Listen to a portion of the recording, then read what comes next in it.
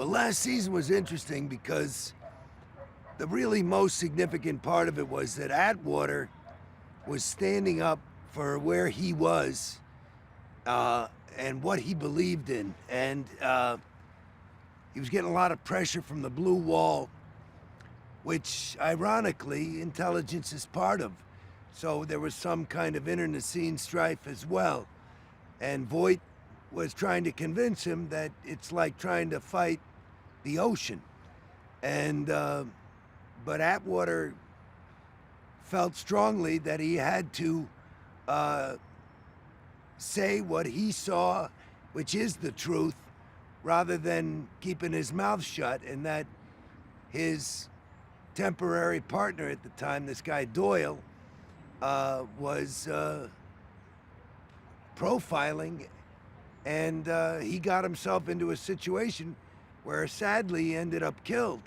But it was due to irresponsible and technically illegal behavior. So complicated, which kind of teed us up for everything that happened during the COVID lockdown with George Floyd and Ahmaud Arbery and all the other stuff. So we were right kind of in the thick of that in a way already.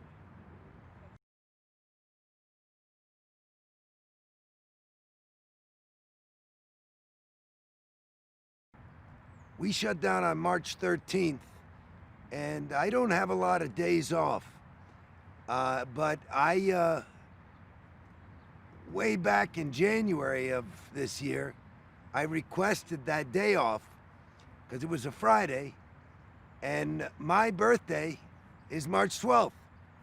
So on my birthday, I ran off work, and there was a lot of stress. You know, there was stuff going on because we were becoming aware of it, and I was going to go to the airport to fly to Arizona to watch some spring training games with my kids, but I ended up just going home and staying home for a long time.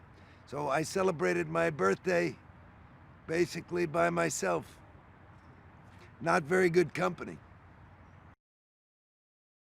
Voight is he's extremely rooted in present time, so he doesn't do a lot of self-reflection, but that does not mean that he doesn't have a lot of self-awareness.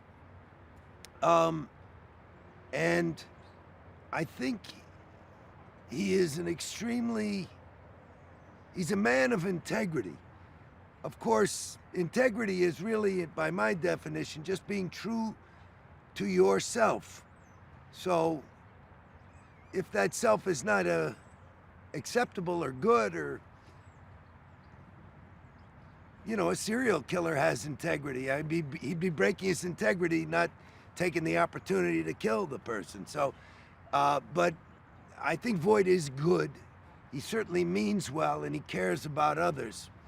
He's not a sociopath.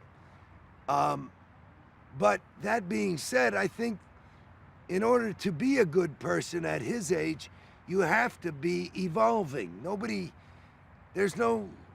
Nothing remains the same in this universe, and he understands that. You have to continue to evolve, because if you're not getting better, you're getting worse. And so he's kind of seeing some things. He's not reflecting on it, but he's noticing changes. And obviously, as we go into this 8th season, after all the stuff that's going down, and, you know, all this talk about and need for reformation in police departments, he's kind of being pushed, if he wants to keep his job and do his job well, it's going to be under new circumstances. So there's going to be moments, I imagine, where he's going to have to reflect and look in the mirror, and his knees may even hit the ground. But if he doesn't change, change will change him. So it's an interesting and unique opportunity for me as an actor, and for him as a person, and hopefully for me as a person.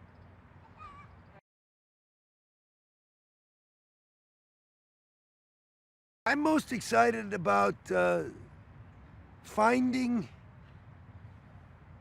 the evolution that Voight is going through. And there's a new character played by Nicole Larry Parker, who is a wonderful actress and a very compelling individual. And, you know, Voight has his certainty, and her responsibility, this character, is to bring about reform and change. And so she's not an adversary per se, because she wants Voight to remain on the force, but if he doesn't change, she won't be able to.